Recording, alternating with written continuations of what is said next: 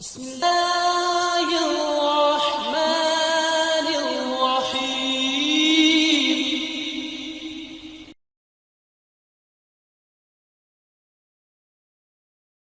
الحمد لله وسلام على عباده الذين اصطفى. 16واں پارہ سورہ طٰہٰ آیات مبارکہ 29 تا 35.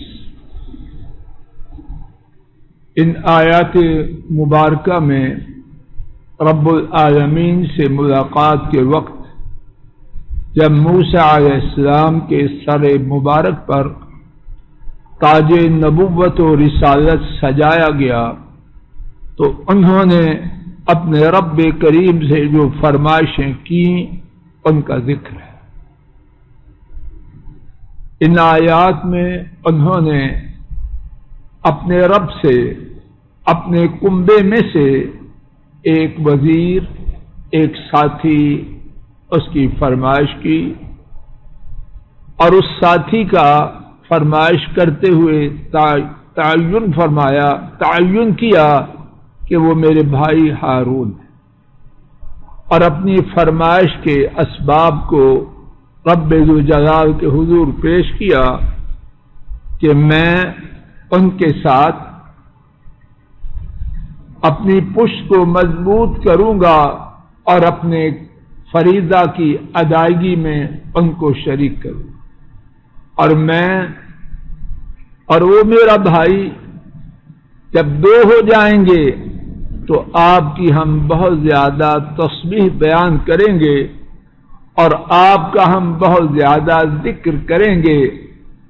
اور آخر میں عرض کیا انک کنت بنا بصیرا، یقیناً آپ ہمیشہ سے ہمیں دیکھنے والے ہیں، یعنی ہماری نگہبانی کرنے والے. کل کے سبق کے آخر میں بات یہ چل رہی تھی کہ رب العالمین کی یہ سنت ہے، یہ طریقہ ہے انسانوں میں کہ دین کے کام کے کرنے کے لیے ساتھیوں کی ضرورت ہے. اگر کوئی ساتھیوں سے بے نیاز ہوتا تو اللہ کے انبیاء ہوتے. موسیٰ علیہ السلام جیسے کہ بار بار ذکر کیا جا چکا ہے، اللہ کے رسولوں اور انبیاء میں جو 5 سب سے بڑے رسول اور انبیاء ہیں، ان 5 میں سے ایک جناب موسیٰ علیہ السلام ہیں. وہ بھی منصب نبوت اور رسالت عطا کرتے ہی اپنے رب سے ساتھی کی فرمائش کرتے ہیں. موسیٰ علیہ السلام یقیناً بہت ہی بڑے ہیں، آپ ان سے بھی بڑے، اللہ کی مخلوق میں سب سے بڑے. ان کی سیرت طیبہ کی جانب آئیے. کیا انہوں نے دین کے کام تنہا کیے؟ غزوہ بدر میں میدان بدر میں آئے تو تنہا آئے، اور یقیناً اگر وہ تنہا آتے تو اللہ تعالی کی مدد سے وہ تنہا بھی بہت کافی تھے. ایک اللہ، ان کے بعد کسی کی ضرورت. لیکن سنت الہیہ کیا ہے؟ بدر میں آئے، جتنے ساتھی ممکن ہوئے وہ لے کے، اور بدر سے پہلے ہجرت کے لیے نکلے تو تنہا نکلے. جناب صدیق رضی اللہ تعالی عنہ پر اللہ کی یہ کرم نوازی ہوئی کہ رسول کریم صلی اللہ علیہ وسلم نے ہجرت کے سفر میں اپنے ساتھ چلنے کے لیے ان کا انتخاب فرمایا. اور غزوہ بدر کے بعد جتنے غزوات ہوئے کسی میں رسول کریم صلی اللہ علیہ وسلم تنہا غزوہ کے نکلے. پھر عرض کرتا ہوں اور بار بار کر یاد رکھنے کی بات ہے، اللہ کی رحمت سے اللہ کی رحمت سے آپ تنہا بہت ہی کافی تھے، لیکن سنت الہیہ یہ ہے جو کام کرنا ہے اس کے لیے ساتھیوں کو لے کے چلنا۔ غزوہ بدر کے بعد جتنے غزوات ہیں، کس بدر میں آپ تنہا گئے؟ پھر اس کے بعد نبی کریم صلی اللہ علیہ وسلم نے دعوت دین کے لیے نمائندے بھیجے۔ صحیح مسلم میں ہے، حضرت انس رضی اللہ تعالی عنہ سے روایت کرتے ہیں کہ نبی کریم صلی اللہ علیہ وسلم نے تمام جابر حکمرانوں کی جانب اپنے صحابہ کو نمائندے بنا کے بھیجا، تو کیا ہر جگہ خود تشریف لے گئے؟ مسجد نبوی کی طرف آئیے۔ مسجد نبوی جب بنانا شروع کی، امام ابن ماجہ نے حضرت انس رضی اللہ تعالی عنہ سے روایت کیا، نبی کریم صلی اللہ علیہ وسلم مسجد بنا رہے ہیں، بحیثیت معمار میسن سرور دو عالم صلی اللہ علیہ وسلم مسجد کے کام میں مشغول ہیں، اور بحیثیت مزدور جناب گروہ صحابہ رضی اللہ تعالی عنہم اجمعین، ان میں سے گروہ صحابہ میں سے خوش نصیب لوگ آپ کے ساتھ مسجد نبوی بنانے میں شریک ہیں۔ اور اوپر ذرا نکاح بھی جائیے، ابراہیم علیہ السلام کو رب ذوالجلال نے حکم دیا بیت اللہ کو تعمیر کرنا ہے، صحیح بخاری میں ہے۔ حضرت ابراہیم علیہ السلام اپنے بیٹے کے پاس تشریف لائے، مکہ مکرمہ، وہ مکہ مکرمہ میں تھے، اور حضرت ابراہیم علیہ السلام جہاں رہتے تھے وہاں تھے۔ شرح حدیث کی شرح کی کتابوں میں لکھا گیا سیدنا ابراہیم علیہ السلام شام میں تھے، اور جناب اسماعیل علیہ السلام مکہ میں تھے۔ آئے، گفتگو ہوئی، طویل قصہ ہے، اس میں ان سے اپنے بیٹے سے فرمایا اللہ نے مجھے حکم دیا ہے کہ میں یہاں ان کا گھر بناؤں۔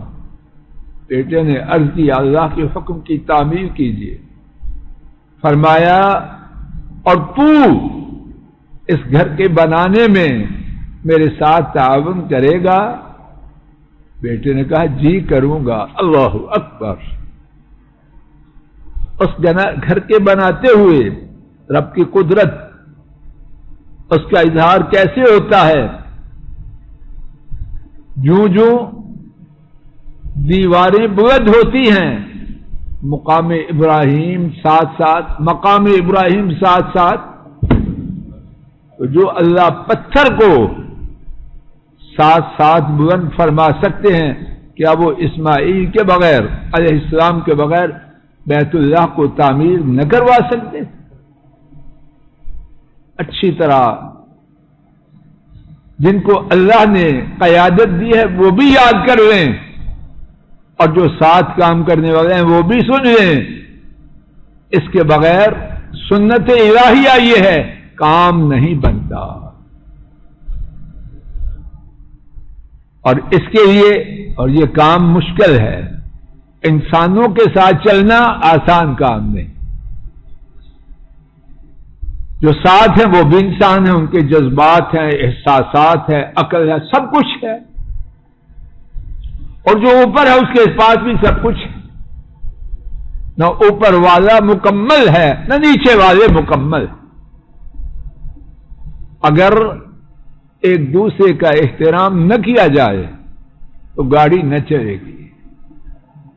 گاڑی کے چلانے کے لیے احترام لازمن، اور گاڑی کے چلانے کے لیے یہ بھی ہے کہ آدمی چلانے والا اور چلنے والے سمجھے ہر بات جو میں کہوں شراکت میں نہیں چلتی۔ یہاں سارے پارٹنر یہی سمجھیں کہ حرف آخر میں ہوں، وہاں گاڑی نہیں چلے، وہاں نہیں چلے گی۔ ہاں انبیاء ان کا معاملہ جدا ہے علیہ السلام، ان کی بات حرف آخر ہے کہ ان پر آسمان سے وحی آتی، باقی نہ قیادت نہ ساتھی، دونوں میں غلطی ہے، رہے گی تو دونوں کو، لیکن اس میں کوئی گنجائش نہیں کہ ایک دوسرے کا احترام کیا جائے، اس کے بغیر ٹوٹی کے ٹوٹی۔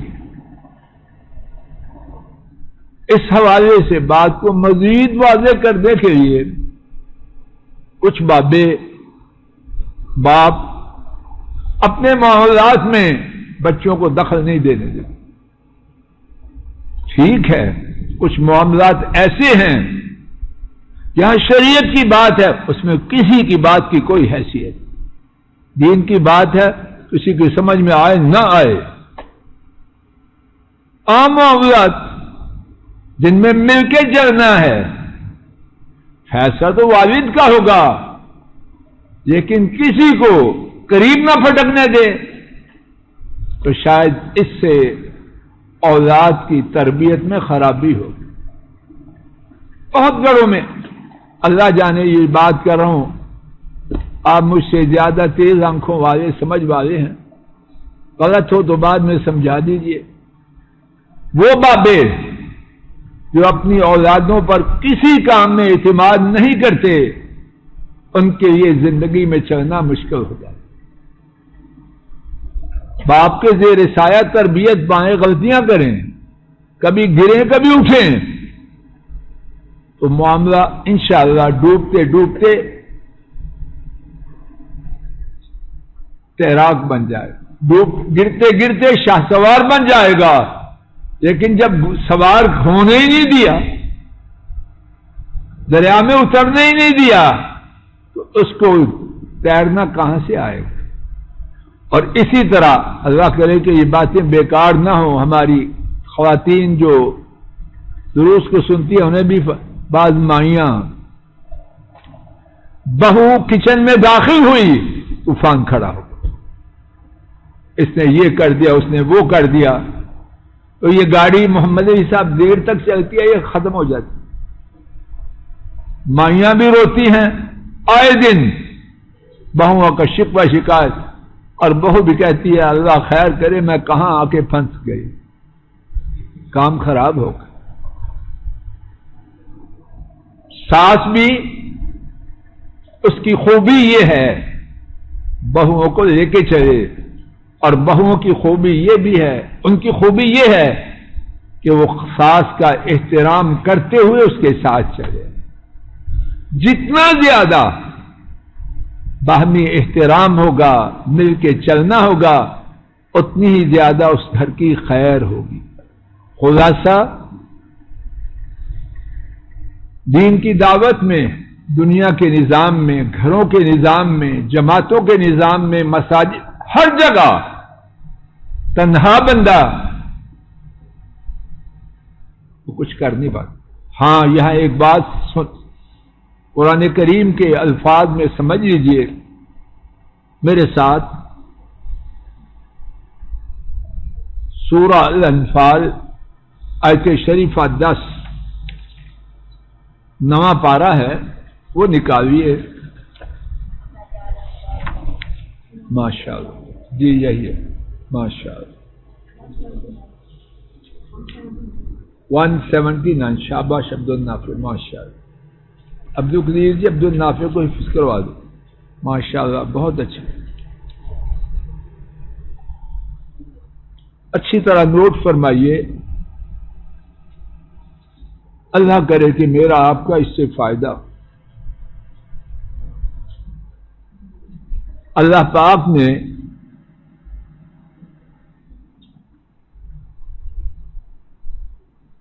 ذکر فرمایا آیت شریفہ 9 میں کہ نبی کریم صلی اللہ علیہ وسلم نے، بیٹا جی صفحہ 179 شیخ صاحب،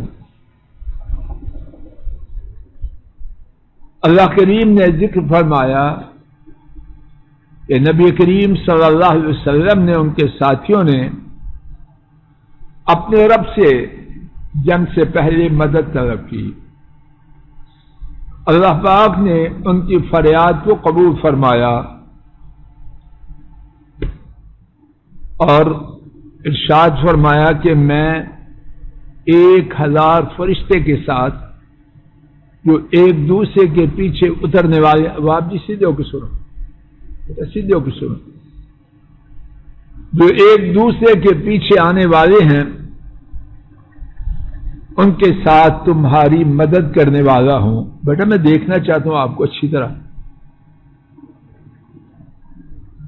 اور اس کے بعد کیا فرمایا اچھی طرح نوٹ فرمائیے. یہ جو بات میں نے عرض کی ہے کہ مل کے چلنا مل کے چلنا مل کے چلنا, اس کے حوالے سے یہ میرے خیال میں انتہائی ضروری تنبیہ ہے جو اللہ پاک نے فرمائی. کیا ہے؟ اللہ پاک نے نہیں کیا اس کو مگر تمہارے لیے بشارت. کیا مطلب؟ یہ جو فرشتوں کا آنا ہے کیوں ہے؟ تمہیں خوشخبری دینے کے لیے. وَلِتَطْمَئِنَّ بِهِ قُلُوبُكُمْ, اور تاکہ تمہارے دل اس کے ساتھ مطمئن ہو جائے. یا اللہ مجھے توفیق دے کہ یہ بات جو ابھی عرض کرنے لگا ہوں میرے دل میں اتر جائے اور سب سننے والوں کے دلوں میں اتر جائے. یہ عقیدے کی بات اور جینے کا راز ہے. اس میں اچھی طرح توجہ کریں سب حضرات و خواتین. اور نہیں ہے مدد مگر اللہ تعالی کی جانب سے. اللہ اکبر. فرشتوں کا آنا, یا اللہ توفیق دے بات کو واضح کر سکے. تو فرشتوں کا آنا, اللہ کی مدد, فتح, اس کے ساتھ نہ تھی نہیں. بہوؤں کا ساس کے ساتھ تعاون کرنا, گھر کا چلنا, اس کے ساتھ نہ تھی نہیں. بیٹوں کا بوڑھے باپ کے ساتھ تعاون کرنا, کنبے کے چلانے کے ساتھ, یہ نہ تھی. پہلے ہم بات سن چکے ہیں, بہت مفید بہت مفید بہت مفید, تو اپنی جگہ ہے, لیکن یہ کوئی شرط مشروط نہیں کہ اگر بہو نے منہ موڑا تو سارا گھر تباہ و برباد, جو کوئی ضروری نہیں. بیٹوں نے باپ سے غداری کی تو باپ مر جائے گا. ساتھیوں نے دیگر ساتھیوں سے منہ موڑا تو سب کچھ ختم ہو جائے گا. وَمَا النَّصْرُ إِلَّا مِنْ عِنْدِ اللَّهِ. پھر سنیے, ان دونوں باتوں کو ہمیشہ سامنے رکھیں. ساتھیوں کا ہر جگہ ہونا ضروری. جو آدمی ان کی اہمیت نہیں مانتا وہ عقل مند ہے. لیکن سمجھنا کہ سب کچھ یہی ہے, جب یہ ہوئے تو کامیابی ہے, نہ ہوئے تو بربادی ہے. نہیں, کامیابی اور بربادی کا تعلق ہے آسمان سے. وَمَا النَّصْرُ إِلَّا مِنْ عِنْدِ اللَّهِ. اگر اللہ کی مدد آ گئی کامیابی کا. قیادت کی خوش نصیبی ہے اور ساتھیوں کی خوش نصیبی ہے کہ اللہ کی کامیابی کو اکٹھے وصول کریں. بہو کی خوش نصیبی ہے, ساس کی خوش نصیبی ہے, اللہ کی رحمتیں آئیں ان کے اکٹھ میں.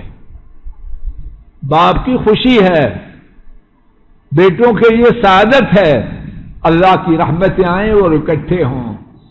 جماعتوں میں, اداروں میں, نظام میں, اوپر نیچے سب کی سعادت ہے کہ اکٹھے ہوں, رب کی رحمتیں آئیں. لیکن کوئی یہ نہ سمجھے کہ اگر اکٹھے نہ ہوں گے تو اللہ کی مدد لازمہ نہیں. اللہ قادر ہے, تنہا وہ کر سکتے ہیں جو لاکھوں نہیں کر سکتے. اور لاکھوں مل جائیں، اللہ نہ چاہے تو کچھ بھی نہیں۔ دونوں باتیں بیک وقت سامنے رکھنے کی۔ کچھ ساتھیوں کو چھڑیاں نہ مارے کہ ان کے پاس کچھ بھی نہیں، یہ بے وقوفی ہے۔ اور کوئی ایسا بھی نہ ہو کہ ذرا بات ہو دل ہار کے بیٹھ نہ، بچے چلے گئے، جن کے بچے نہیں وہ بھی چل رہے، جن کی بہویں نہیں ان کے گھر بھی چل رہے، چلانے والے اللہ ہیں، نعمت ہے، اللہ سب کو میسر کرے۔ اور اگر کبھی گناہوں کی وجہ سے، اپنی غلطی کی وجہ سے، آزمائش کی وجہ سے نہ ہو، ان سے رابطہ نہ توڑے، جہاں سے اولی اور آخری فیصلہ ہونا ہے۔ اللہ کرے میں آپ بات کو سمجھ جائیں، اور جو غلط بات ہے اللہ مجھ سے اور آپ سے دور فرما دے۔